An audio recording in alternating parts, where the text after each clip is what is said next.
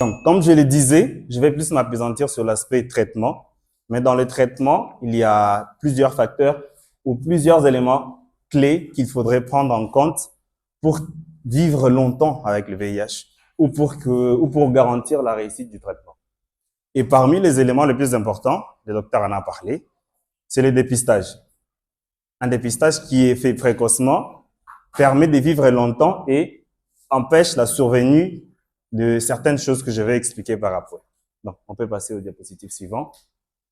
Le deuxièmement, après s'être dépisté, si on est négatif, tant mieux. Si on est positif, tant mieux aussi, parce qu'il y a un traitement.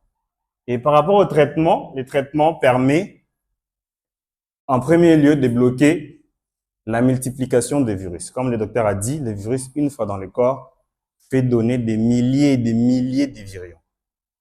Mais le traitement, il a pour but de bloquer la multiplication. Mais le traitement n'éradique pas la maladie. Aujourd'hui, à ce jour en tout cas, on n'a pas un traitement pour dire que quand vous prenez ça, vous n'avez plus le VIH. Il n'y en a pas. Mais le traitement ici, c'est juste pour bloquer la multiplication des virus. Ça agit à différents endroits sur la réplication virale, sur les médecins comprennent de quoi je parle. Et elle permet également de restaurer le système immunitaire. Parce que comme le docteur l'a dit, le virus, quand il entre dans le corps, pour être explicite comme le docteur, il entre dans la cellule. Il incorpore la cellule. Et le corps, quand les anticorps viennent, il regarde, ça c'est notre pote, ça c'est une cellule du corps et tout, on ne va pas le toucher. Alors que le virus est à l'intérieur.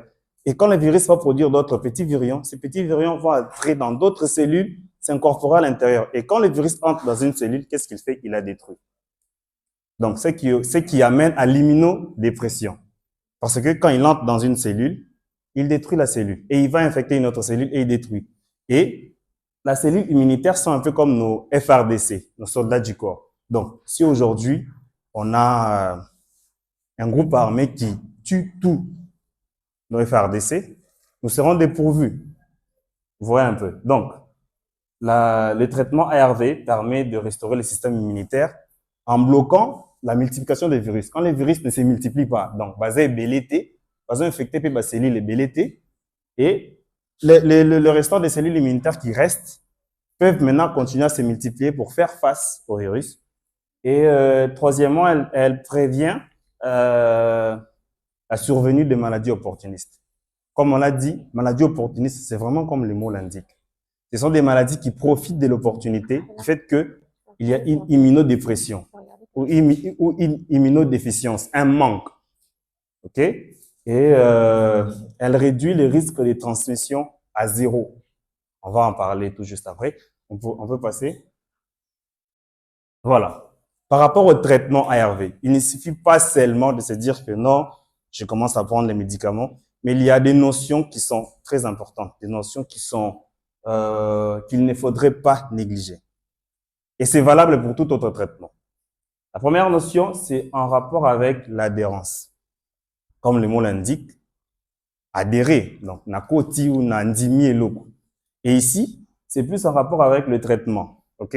Donc, on vous donne, on vous prescrit les médicaments, on vous dit, parce qu'aujourd'hui, c'est un comprimé une fois par jour, contrairement à 14 par jour dans l'État.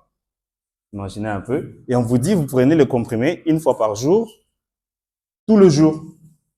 Parce que vu que je suis dans l'accompagnement psychosocial de jeunes vivant avec VIH, je me rappelle une fois, on a eu un jeune qui parlait et qui disait non, moi je prends les médicaments, mais sauf le dimanche. Dimanche, c'est un jour où on a un repos, je ne prends pas les médicaments.